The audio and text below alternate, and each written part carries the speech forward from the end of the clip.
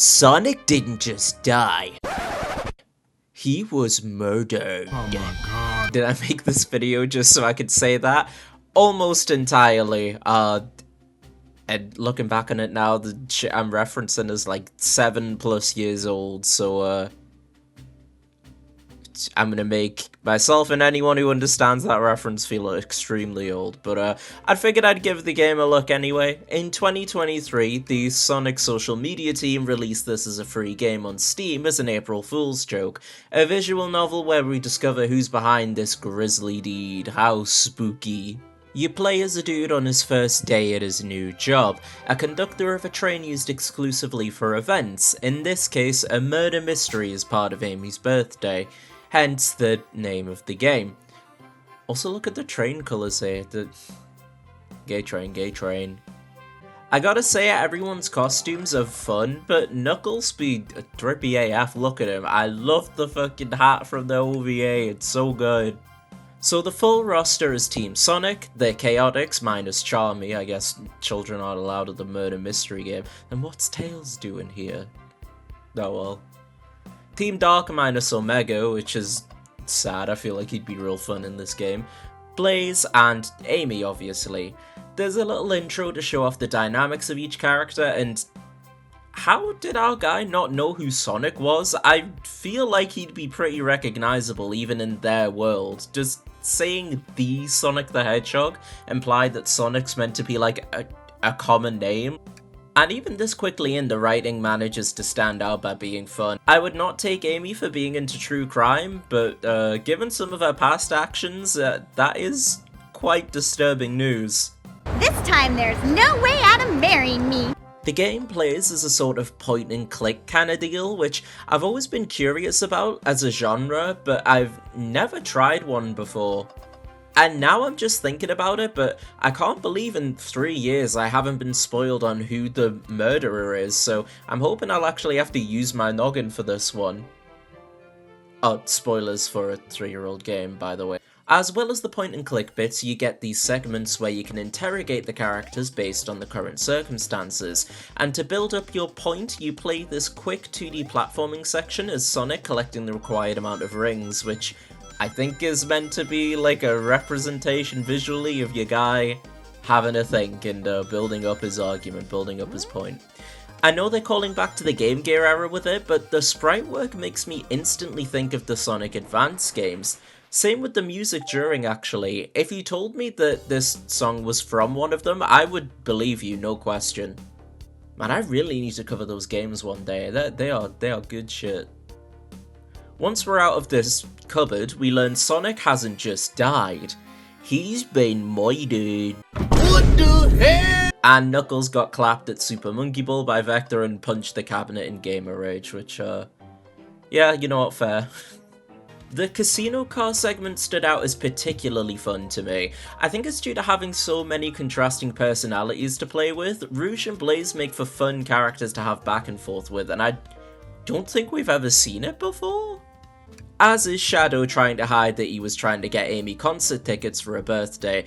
I've always been a fan of the idea that he views her in higher regard out of Sonic's pals due to the ending of Sonic Adventure 2. What a big softie. Also, I gotta point out the bit with them all together that had that shadowed Amy render, which like they hadn't used up to that point. It's just where like half of her face is shadowed. It gave me a real shock for a split second because I don't think they ever use it again, and it was not used before, so holy moly. Anyways, turns out, before I do the dramatic reveal, spoilers for this short free April Fool's game that's years old. It turns out, dramatic. I've already done a dramatic pause, I think. Turns out Sonic didn't die or was murdered, but for the purpose of the party, it was Espio. Espio had a little blow dart, and it put Sonic to sleep.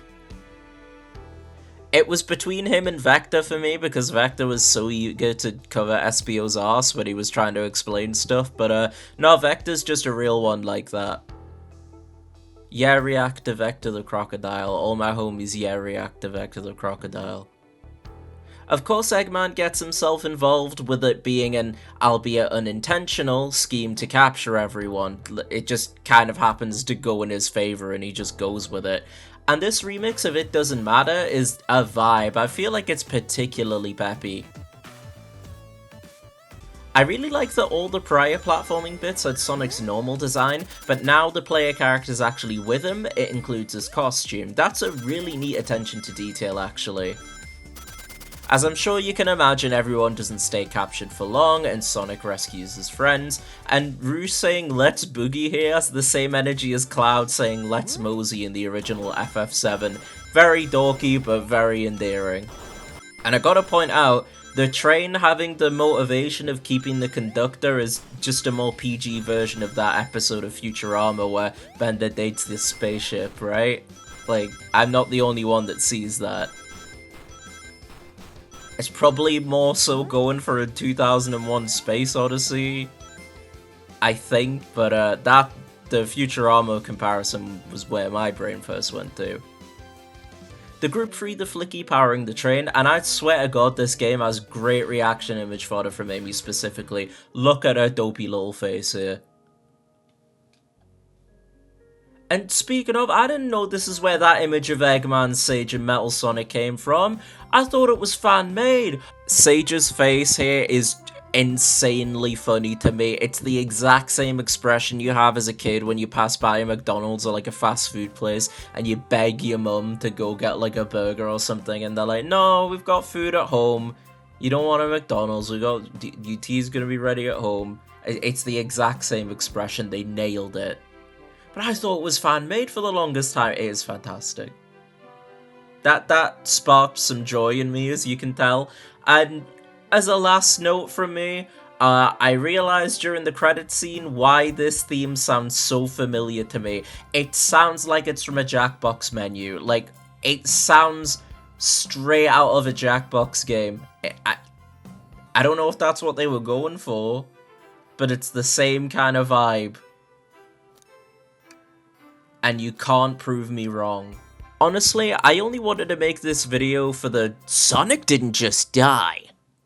He was murdered bit, but this has genuinely been a fun little romp. It's only a couple hours with fun writing, and best of all, it's completely free, so if you've got anything with access to Steam, I'd say if you like Sonic, then give it a go.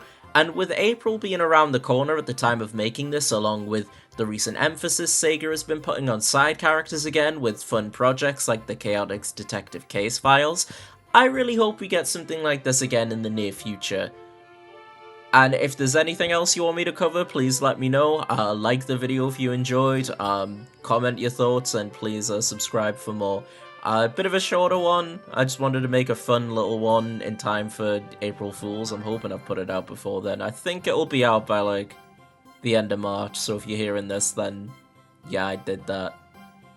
But I thank you all for watching, and I'll see you all next time. Bye bye.